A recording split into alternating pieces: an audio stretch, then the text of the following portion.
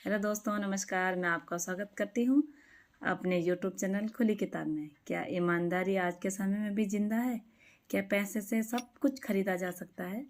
आज की इस वीडियो में हम बात करने वाले हैं मुंशी प्रेमचंद की बहुत प्रसिद्ध और अर्थपूर्ण कहानी नमक के दरोगे के बारे में, जो हमें सिखाती है कि सच और ईमानदारी के आगे बड़े से बड़े धनवान और धन भी हार जाते हैं।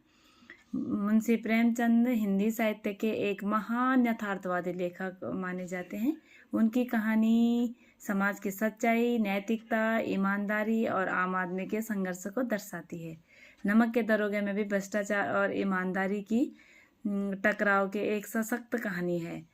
यह कहानी अंग्रेजों के शासनकाल की है, जब नमक पर सरकार का कड़ा कर लग जाता है तो उस कर से बचने के लिए व्यापारी चोरी छिपे नमक बेचने लग जाते हैं और अधिकारी रिश्वत लेने लग जाते हैं। इस कहानी के जो मुख्य पात्र हैं वो हैं, पहला बंसीधर जो ईमानदारी और कर्तव्यनिष्ठ दरोगा होते हैं, और दूसरा पंडित अपोलोदीन होते हैं जो बहुत ही धनी और प्रभावी व्यक्ति के साथ साथ एक जमींदार भी होते हैं, जिसे अपने धन पर बहुत घमंड होता है। और तीसरा जो पात्र है वो है मजिस्ट्रेट, जो न्याय और व्यवस्था के प्रतिनिधित्व करता है। इस कहानी की शुरुआत होती है बंसीधर से। यह नमक विभाग में दरोगा के पद पर नियुक्त किए जाते हैं। लोग उन्हें समझाते हैं कि यहाँ ईमानदारी से काम नहीं चलने वाला है, लेकिन वो अपने वसूलों से अडिग रहते हैं, वो अपने वसूलों पर ही टिके रहते हैं।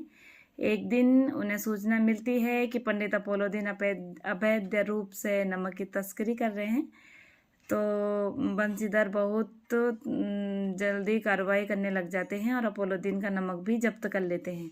अपोलोदीन पहले उसे रिश्वत देने की कोशिश करते हैं, लेकिन जब वो साफ इनकार कर देता है तो मामला अदालत तक पहुंच जाता है। कोर्ट में अपोलोदीन अपने धन और वकीलों के दम पर जीत जाते हैं और बंसीधर को दोषी ठहराया जाता है।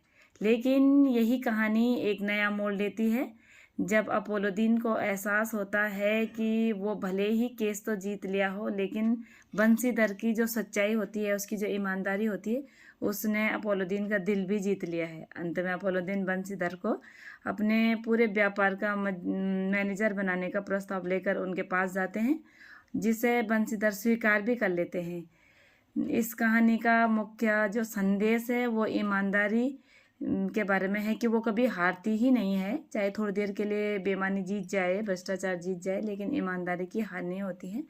पैसा कानून को भले ही प्रभावित कर ले, लेकिन चरित्र को कभी वो खरीद नहीं सकता है। प्रेमचंद हमें बताते हैं कि सच्चा सम्मान पद धन नहीं बल्कि नैतिक मूल्यों पर आधारित है।